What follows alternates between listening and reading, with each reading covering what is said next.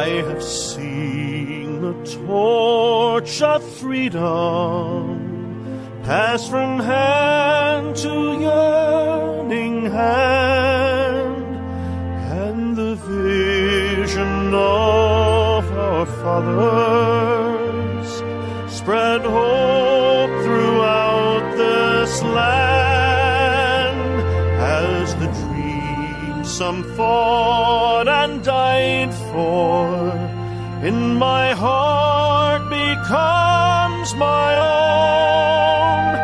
I will strive to keep her promise, America, my home. America, America, may God bless America, and freedom reign across America, my home.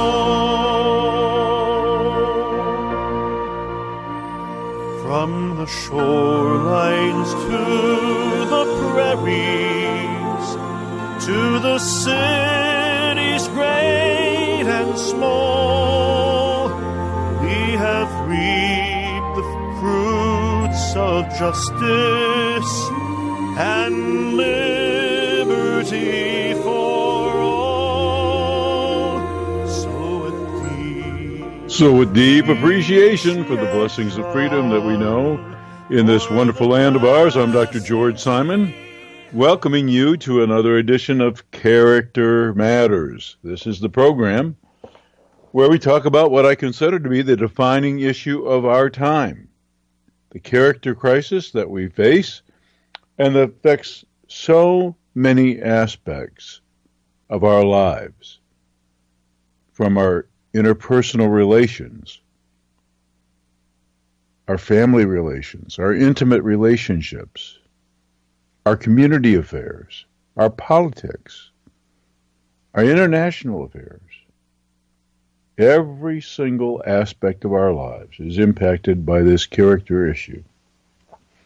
And so I've spent my professional career as a mental health professional writing about it and speaking about it, and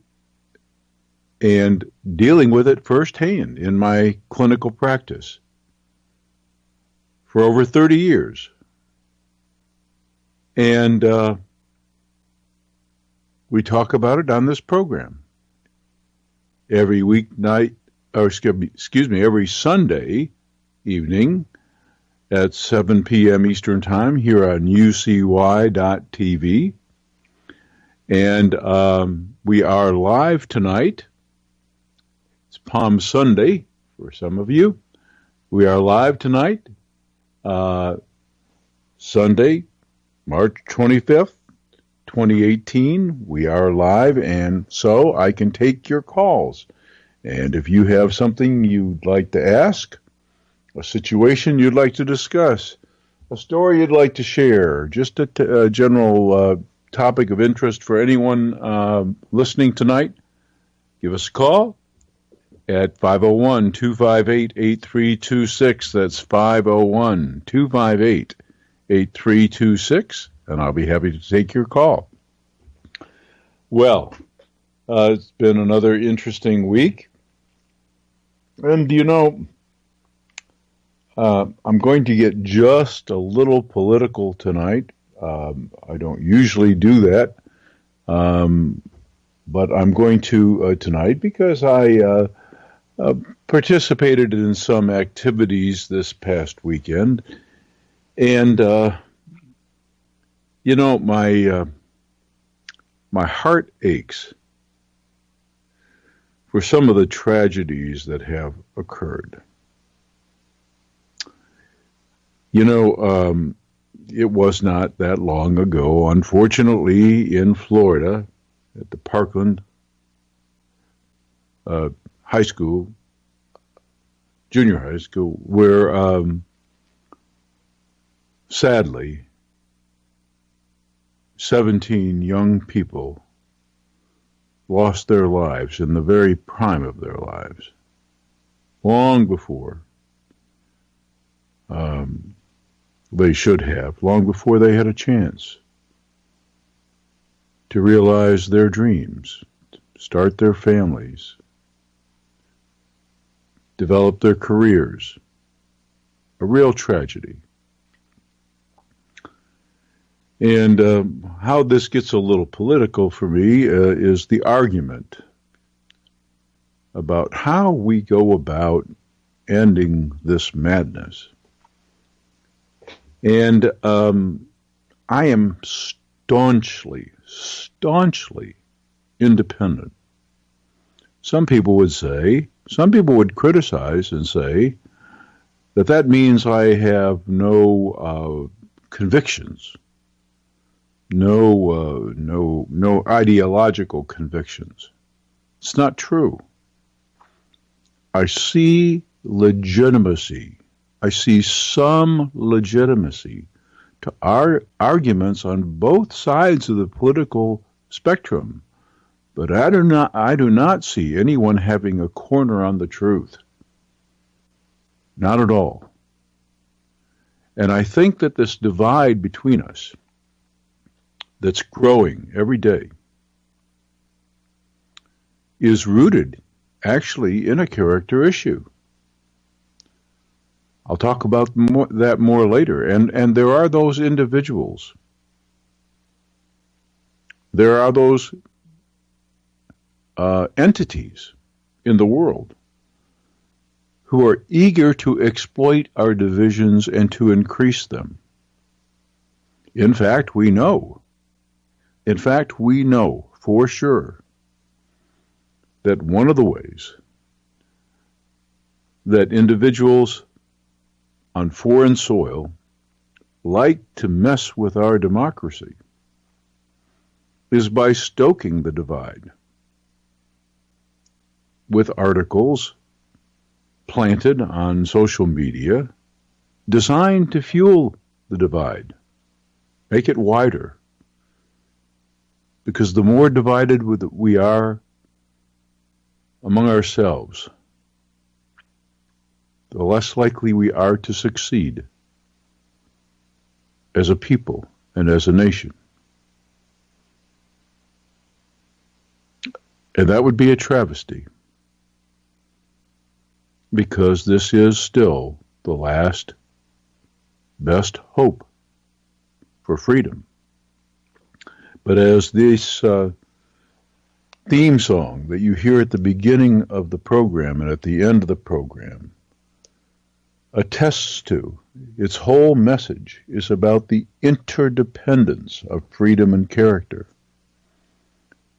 The framers of our Constitution, they wrote this actually. They knew that what they were designing as a framework for government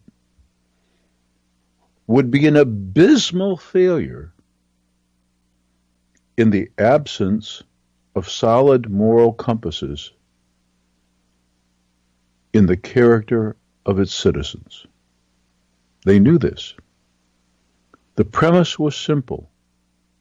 Give folks with a solid moral compass maximum free rein, freedom from unwarranted intrusion by government, freedom from excessive regulation. Give folks with good moral character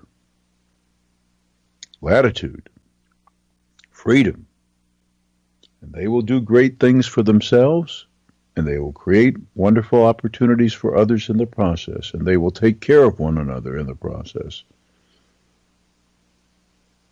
Unfortunately,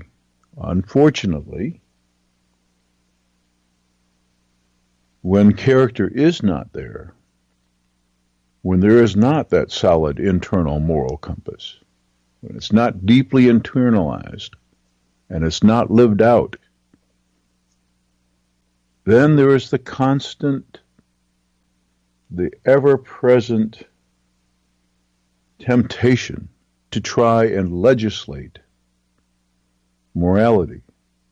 And it never, ever works, because those who are of a mind to engage in self-serving behavior at the expense of others will always find a way around the rules. It doesn't matter how inventive we are in rule-making.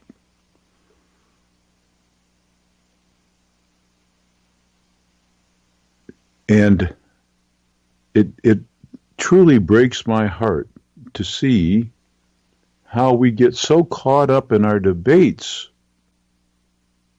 about how to solve our problems while completely ignoring the core, the root of so many of our problems. So I participated in a show of solidarity with folks who want to stand up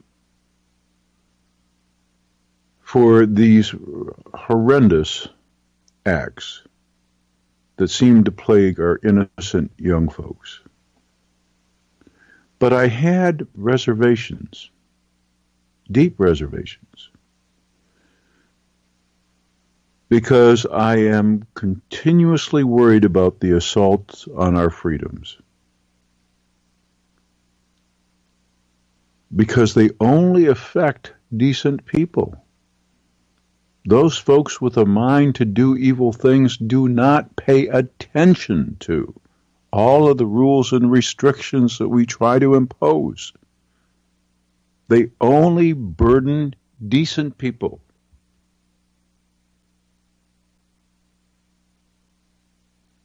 And the greater concern that I have is that we enable, this is classic, we enable our problems to not only continue but to worsen when we focus our attention on anything but the core of the problem.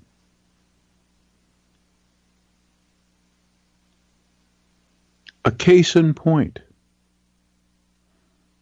Now, I'm not going to argue whether or not it's too easy to purchase a gun, especially if you are not fit, mentally or otherwise, to be responsible with it. I'm not going to argue that point. That's a no-brainer. Surely it ought to be difficult, at the very least, if you're not fit mentally, morally, to responsibly use a weapon. Surely it ought to be difficult to lay your hands on one. I'm not going to argue that. However, we had an individual in Austin who was running around planting bombs, homemade things, cooked up in his house. And the materials used to make these things are readily available. So when somebody has a mind to target the innocent and terrorize and act out their own sordid missions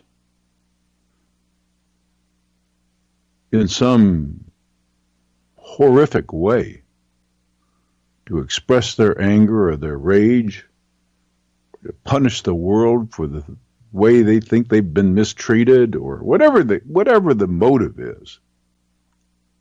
Or maybe they're just suffering from true mental illness and not a character-related problem. We'll talk more about that in just a bit.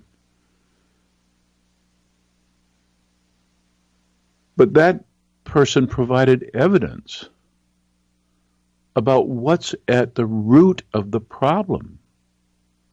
So even if we had the toughest gun control laws on the planet, and we already do have some of the toughest, even if we did, even if we were more in step with some of the other European countries that have even tougher laws, and by the way, not all European countries have such tough laws. Some European countries do not.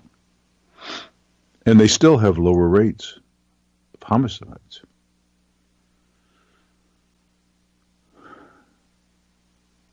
My point is that when we look to solve our problems by restricting people's freedoms, we only enable the real problem to fester.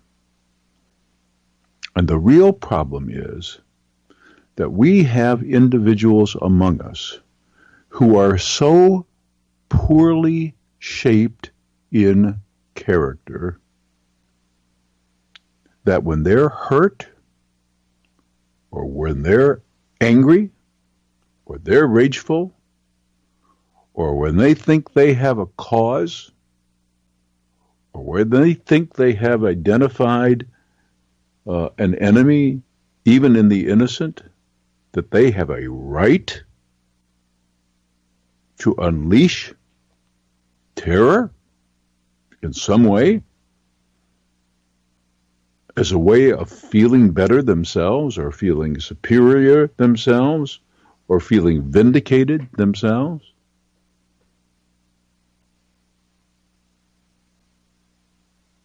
That is the problem.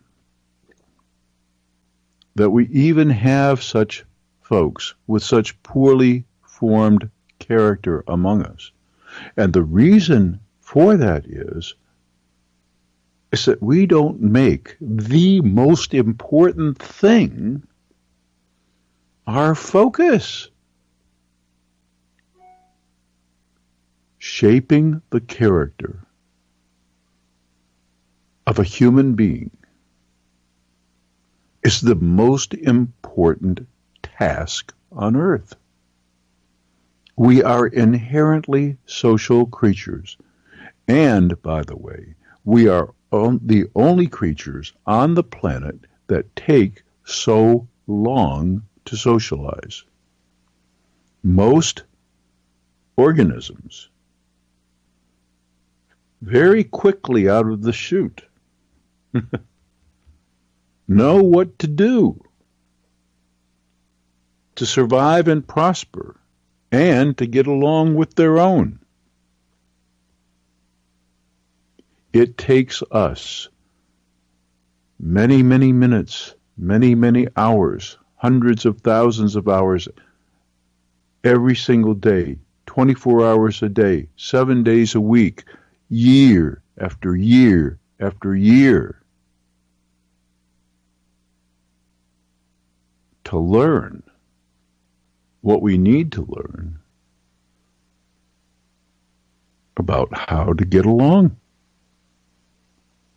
how to fulfill our own lives without negatively impacting the others.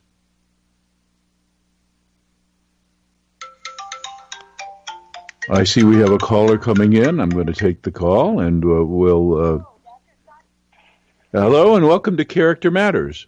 Well, thank you. I'm listening to your program right now, and I think it's a great topic that you're talking about. And one of the things that I wanted to get into is I'm kind of looking back in society, back into the 40s, World War II, when the men went to work and the women stayed at home. And then when they came back, there was prosperity, and the women still worked and the men worked. And we got into a society where it was about stuff rather than about the family and the children and things. And then we got the latchkey kids. And from there, it was more about stuff and the things that we owned and working, and rather than the family. And somehow in society, we basically lost what I would say is a whole family, with the father being present.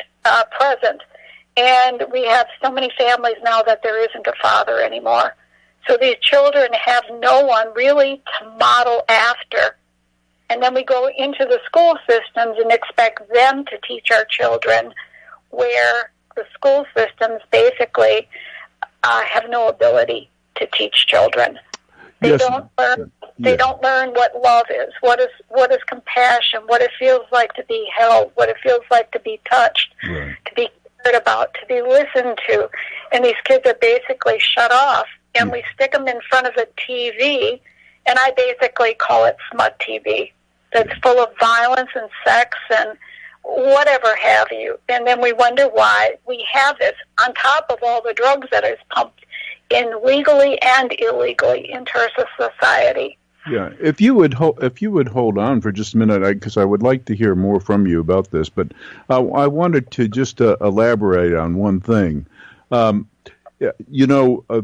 There is such great truth to what you say, but I want to make it clear. In some cases, it's through nobody's fault that there isn't two parents in the family, a mother and a father, and in some cases, it is through nobody's fault that maybe two people have to be working. But what you stress about the nature of family and the importance of it being the primary training ground for the development of character can't be stated enough. You see, we human beings have to be emotionally bonded to some primary caretakers in order to socialize properly. If we don't have that emotional bonding, if we don't know that we are unconditionally loved and we are bonded to our mentors, then when those challenges of life occur and we face that natural urge to challenge the rules that our caretakers want us to impose upon us, et cetera, unless we know that that those rules and those prohibitions and maybe even those punishments that have to be dealt out, unless we know that these are grounded in love and they're grounded in a sincere desire for the person that cares for us more than anything in life, wanting us to succeed and do well, and also wanting us to do no harm to others. Unless we know that at a deep, deep fundamental level, we cannot possibly turn out decent in character. I agree with you on that. I agree. I even look into, families that I know, even in my own. I can see that was the one particular lacking factor, number one, that was missing. And I can see how it formed more relationships and more people just like that. And even worse, because they become even more callous and basically kind of without feelings. They don't have any type of feelings intact anymore because they haven't learned anything. And I see our society becoming more and more like that. And the people that we really need to show those types and teach those types of feelings and character and everything, they are becoming a minority. And so, I'm not surprised that we keep seeing the things that we do see. And it's a matter of what do we do about it when we actually have a government, I think, that actually does promote it. Well, I thank you. I thank you for your input. It's very valuable. And I also am curious as to what you think will have to be the case to turn things around. What do you think needs to change? Oh, boy. We need some moral integrity starting at the very top of our government where people have just care about one another instead of it's all about the dollar bill. Instead of, it's about us as a society, us as a people, and having still a faith in God, something greater than ourselves. Yeah. And the almighty dollar bill. And it starts there. I think Truman said it great. It starts with, the buck stops here. We need to stop worrying about the almighty dollar bill and start worrying about human beings as our most precious commodity in life. Well, I am going to introduce a kind of a novel concept here in just a minute. I've thought about this for a long time. And tonight was the night I decided I was going to speak about it.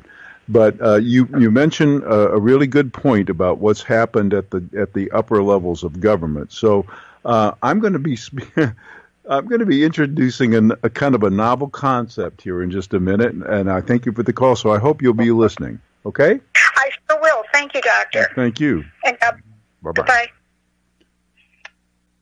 Well, what a great call. The concept I'd like to introduce tonight is something that has been on my mind actually for some time.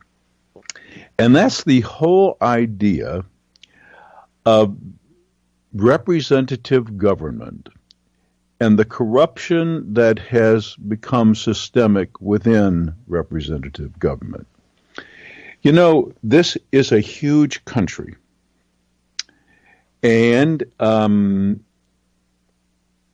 you have to look at social evolution. It used to take days just to get one bit of information from one place to another. Communications were not instantaneous.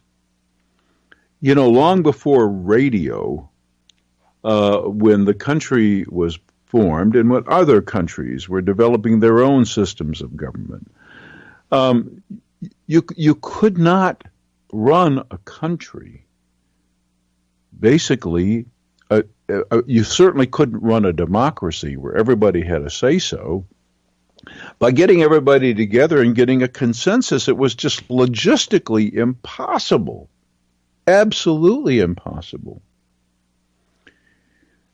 Well, times have really, really changed. We now have, for the first time perhaps in human history, the ability to communicate not just instantaneously within small areas, but globally.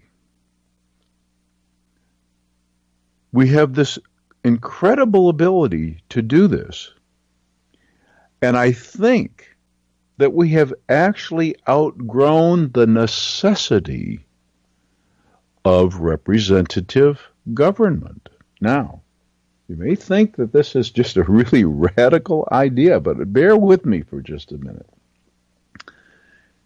It's all about responsibility, and we only learn by consequences.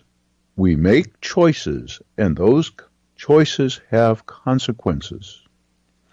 Here's the problem that we face now with our representative government and with being too divorced from the decisions that are made. We elect people to serve our agendas, or we think that they are going to serve our agendas. And then they get into the seats of power. And the interests that feed their campaigns and fuel their coffers. And everything changes. And all of a sudden, we feel underrepresented, underserved. We have the ability now to truly govern ourselves. Now, I'm not saying that this is magic, because I am so petrified of the possibility, given what lack of individual character we have right now. I know that if the reins of power were really more directly turned over to the individuals, you know, we could actually decide measures and vote on all kinds of things instantaneously at the push of a button. But then there's always room for corruption. You see? So the character issue plagues us still. Because we have all this technology, that doesn't mean it can't be corrupted by somebody of horrible character who wants to mess with the system. But we do have the capacity to make choices that will directly affect us and to learn from the consequences of our choices. In other words, if we're so smart, basically, we could decide, you know, we're going to do this thing or that thing. We're going to impose this rule or that rule, and see where it takes us, and learn from our experience. And we could just as easily and instantly change direction. Right now, the wheels of government turn so slowly The political parties spent all their time and all their money clobbering one another, just trying to hold on to power. It's an endless election is what we have going on. An endless battle for who's going to be in charge. And they're supposed to represent us, and they don't. They represent only the special interests. So I just thought I'd throw that out there. But with some very big caution, because unless we solve our character issue first, even that would not work. It definitely wouldn't work. But we have it within our power now to end this horrific system that has developed now. That there's no one can explain to me rationally why it should cost billions of dollars for representatives to both seize and hold on to power. Think of where that money could be used. It's ridiculous. It's beyond absurd. Some local races now are costing several $100 million and several $1 billion at local levels. It's absurd. And it never ends, because the lobbying and the special interests and the contributions that continue to pour in over every issue, it never, ever ends. And all that money could be put to so much better use.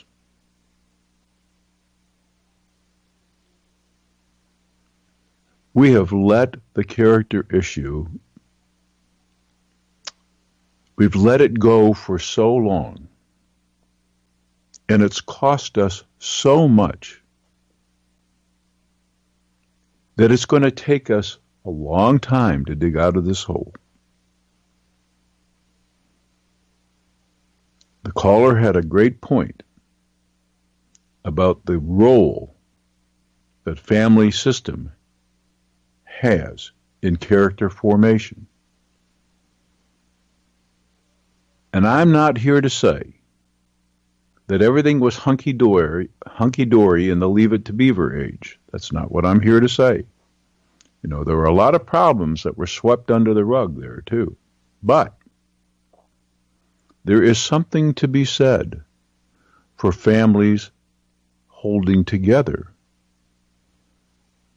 for commitment to be modeled through thick and thin.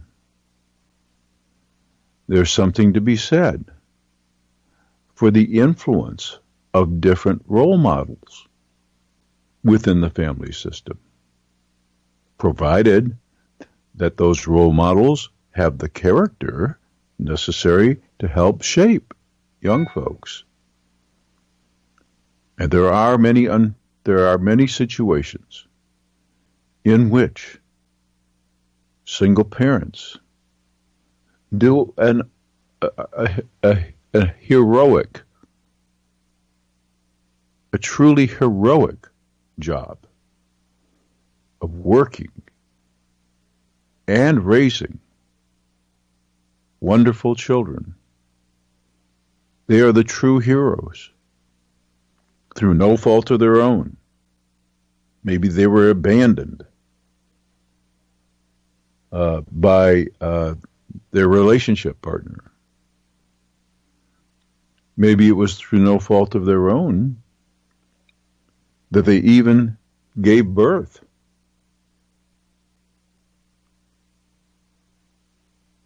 Every situation is different. So there are no hard and fast rules. But one rule is pretty hard and fast. Unless a human being comes into this world well bonded to another human being and feels the love. We know from years and years and years and years of research, plus experience, human experience, that only two things seem to matter when it comes to character formation. Of all the things you can look at, two things really count. One, that love, that emotional connection, that it is unconditional and it is strong. That's the first factor that's important. That the human being knows without any question that another human being cares about them and that they are loved. The other factor that makes a difference is that when it comes to their choices and their actions and their behavior, approval for that behavior, for those choices, reinforcement for those choices, or deterrence, that's all conditional, that it matters what we choose to do, how we choose to behave. Not how we feel, but how we act on those feelings. Those two factors make all the difference in character formation. And unfortunately, what's happened to us in this age of relativism and permissiveness is that it's not clear anymore what choices are okay and what choices are not, what behaviors are okay and what behaviors are not. How do we expect anyone to develop character? Even worse, it's not clear for so many poor, innocent children who come into this world with absolutely no sense of loving bondedness to another human being. Perhaps the person that birthed them is so strung out on drugs that they're not even available to them emotionally. Perhaps they even resent their very existence so much that the messages come to the child all too often that they're not even wanted.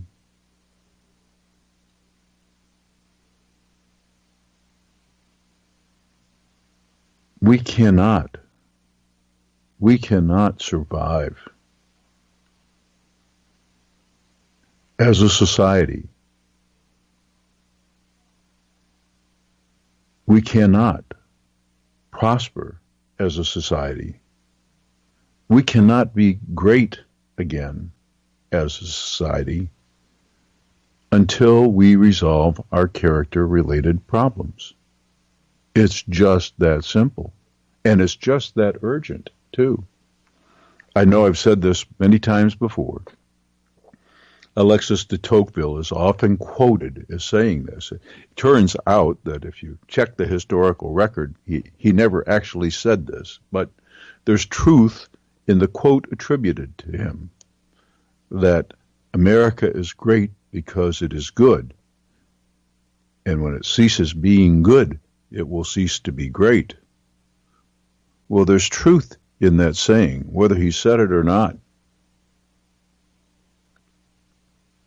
Great societies are built from the bottom up, not from the top down.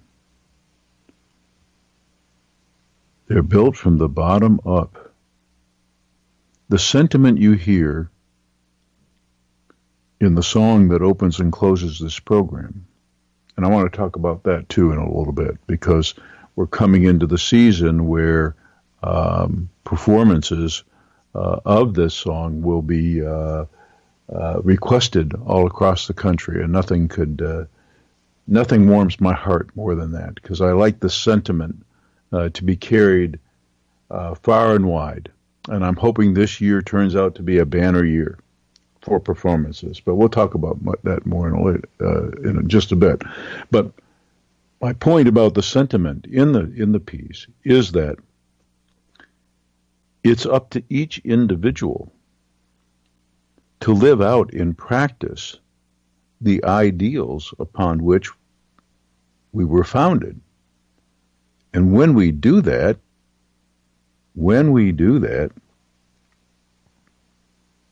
we are great. And there have been periods. There have been periods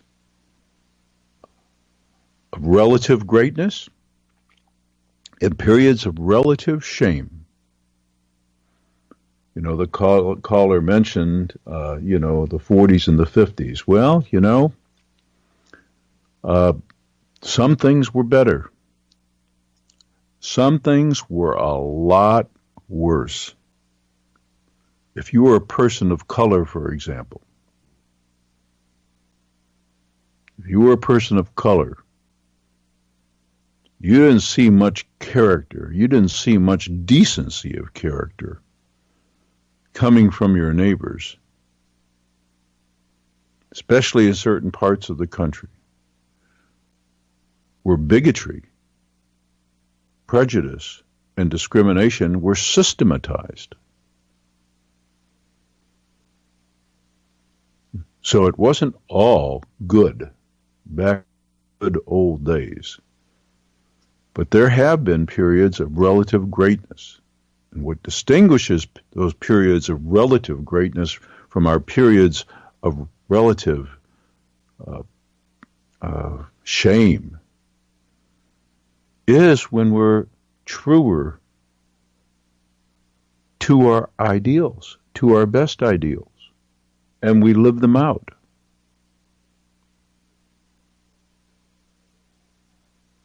So that's the sentiment that the song is meant to convey. And what I would like to ask folks is that if you have a mind to be one of those folks to carry the message, come Memorial Day, come Flag Day, come Independence Day, any of the holidays coming up, I invite you to contact me through the blog at manipulative-people.com or drgeorgesimon.com. That's drgeorgesimon.com. Either URL will take you to the same place. Contact me through the contact feature. Give a listen on the America My Home page if you want to, or Google, or go to YouTube and search for America My Home, Anthem for the Millennium. Become inspired and be one of those to carry the message in a performance. The music is available.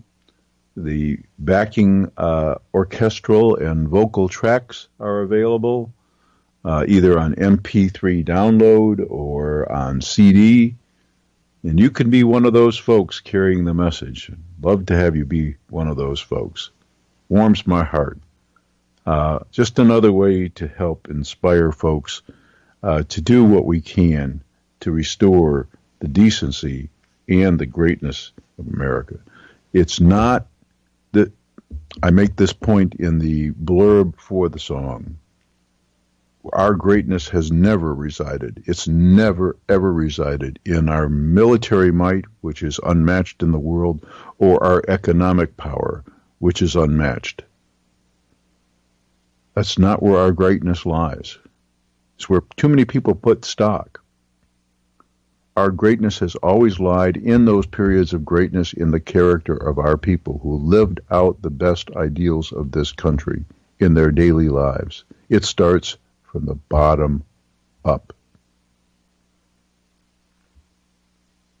It's not just my country, right and wrong. That's not the heart of real patriotism that fuels a great society. It's understanding the principles of what makes limited government work, and that is decency of character in the individual human being so that they can be left alone and free to prosper and free to bring inspiration and cooperation to everyone else around them. That's what makes it all work. We've lost it. We've lost a sense of that kind of community, that dedication to common principle and goal. We need to recoup it if we're going to be great again. It's not going to happen the way some of our politicians are telling us it's going to happen. That's not what's going to do it. You may have some ideas on this. You may have some other issues you want to talk about tonight. If you do, give us a call, 501-258-8326. That's 501-258-8326, and I'll be happy to take your call. Well, we have just a few minutes, and I did want to mention a couple of things. Going to be going back out on the road doing training for clinicians, and the lay public is also welcome. Going to be doing that starting the 1st of June. I will have information up very shortly on the website at manipulative-people.com or drgeorgesimon.com. Either URL will take you to the same place.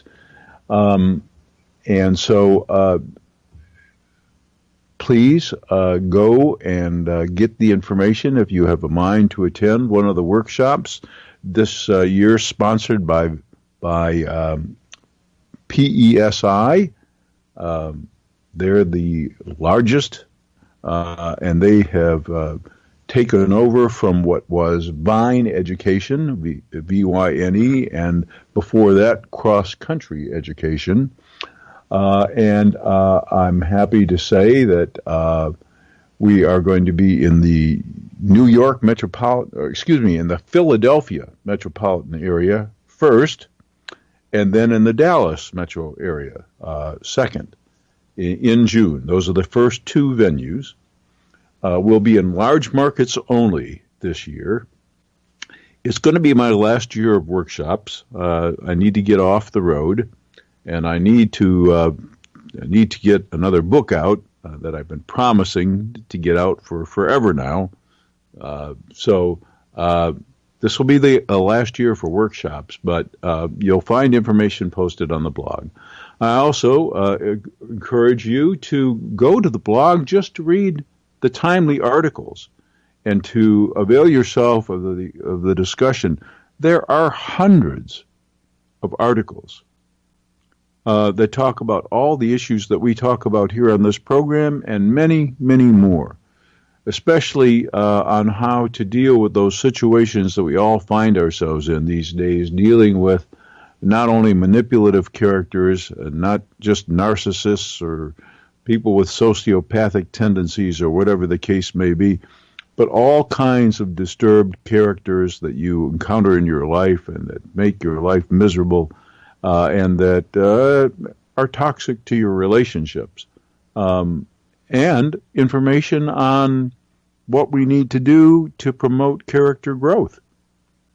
So hundreds of articles that you'll find of value on the blog site, on the website, and then my books, In Sheep's Clothing, Understanding and Dealing with Manipulative People, the international bestseller, and many regard as the definitive book on manipulative behavior and how to deal with it, how to empower your life.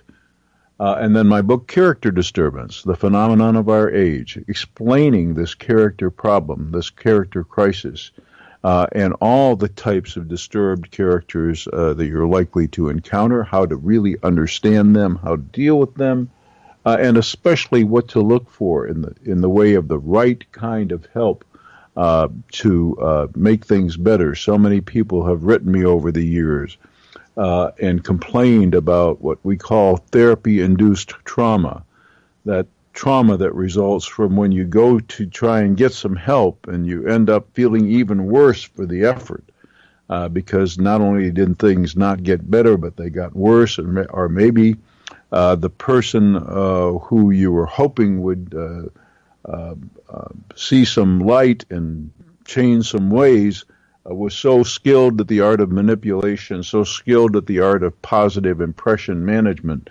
that they snowed the professional and made you out to be the bad guy, so to speak. So Character Disturbance is the book that explains it all.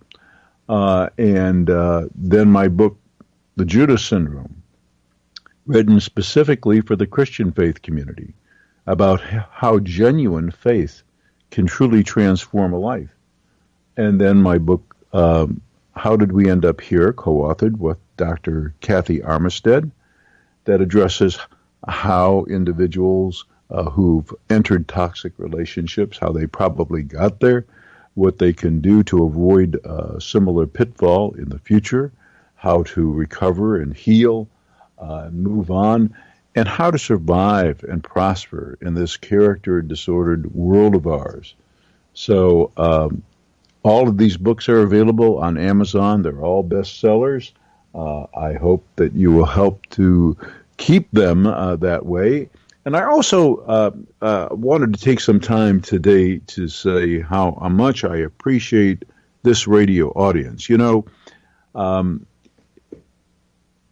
I was a little skeptical about my ability to get back into radio after having the briefest career ever.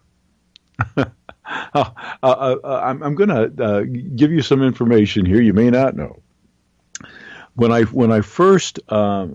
was a very young man, before I was even out of high school, I was fascinated with the broadcast business. But I was also more fascinated with the technical aspects of things. And I actually became licensed as a commercial radio operator. But back in those days, every licensed commercial broadcast station had to have an FCC certified first class engineer, basically overseeing technical operations. Well, I got licensed before I was out of high school, but I had the shortest career ever on the mic side of the radio. Because I was so interested I was so much more interested in the technical end, and I didn't seem to have the skills, even though I loved it. I didn't seem to have the natural skills on the mic side. So it's really a turnaround moment for me. To have this program and to have the response to it be so good. I think doing the workshops over the years and communicating my ideas through my books and blog articles actually set the stage for me to hone my communication skills.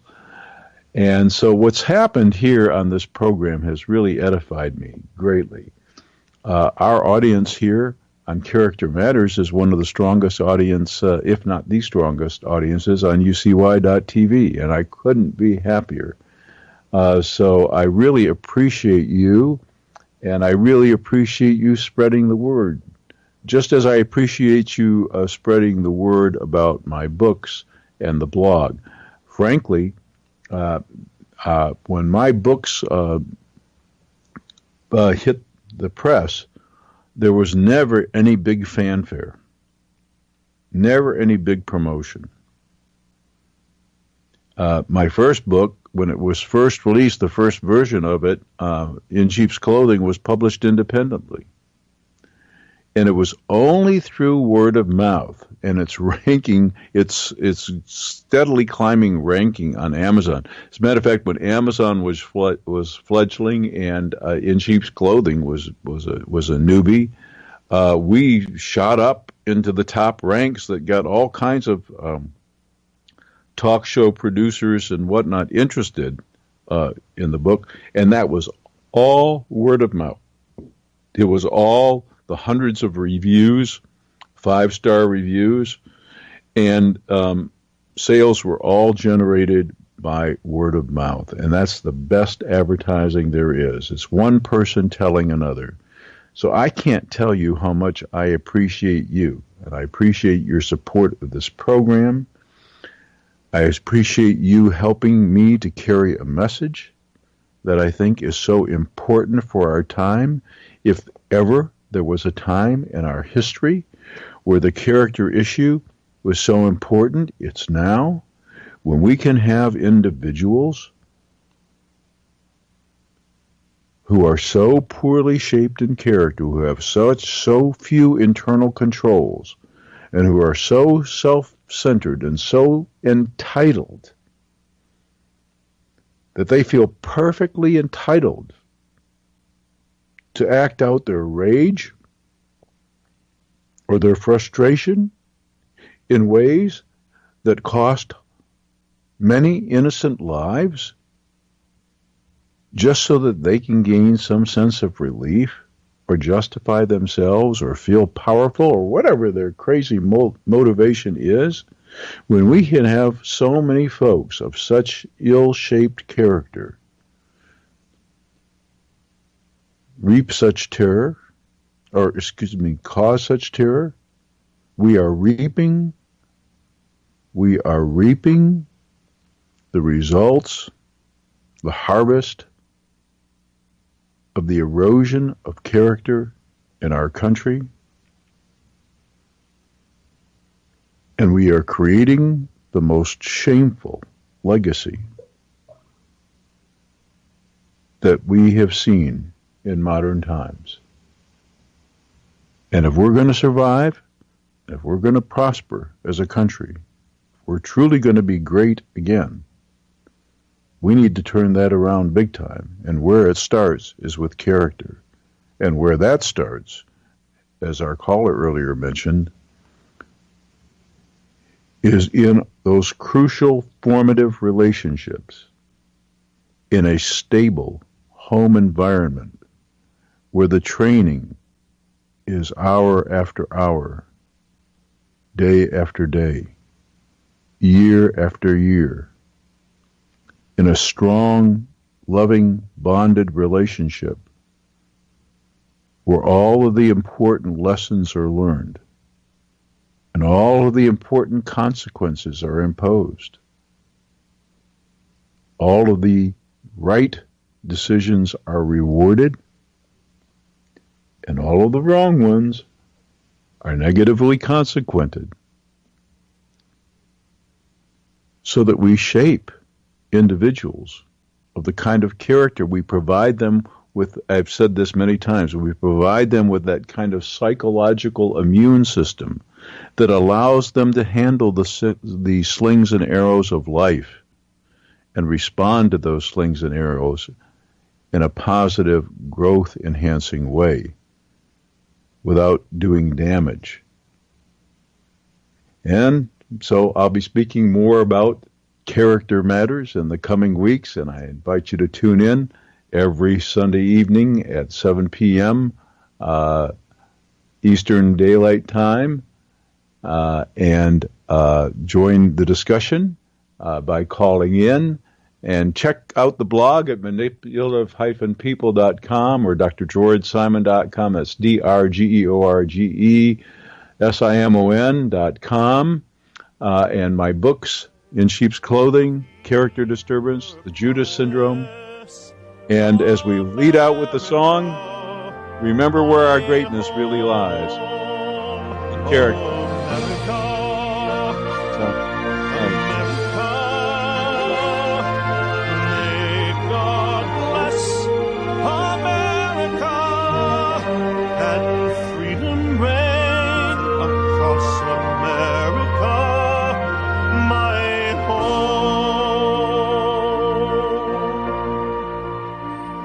From the shorelines to the prairies, to the cities great and small. Question everything. Intelligent radio for intelligent.